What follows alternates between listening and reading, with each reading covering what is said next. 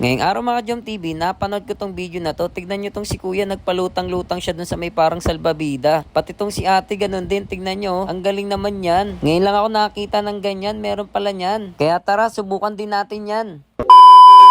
So yun guys, yan, nanginan na natin siya. Subukan natin siya, talagang lulutang tayo dito. After 2 hours. After 2 hours.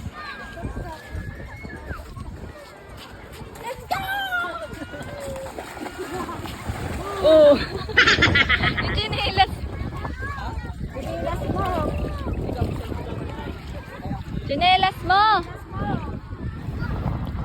So yun mga ka-Jom TV, legit nga, tingnan nyo naman, lumulutang ako dyan, ayan, tapos pwede kayong humiga-higa dyan, ayan, relax kayo, ayan, pangiti-ngiti lang ako dyan mga ka-Jom TV, oh, ayan, oh, pwede kayo mag-relax dyan, tapos padyak lang ng paa, sobrang napakaganda nito. Yan, yung pamangking ko lumapit na sa akin, nainggit, peram din daw siya. Sabi ko, sige maya, nagbibideo pa kasi ako eh.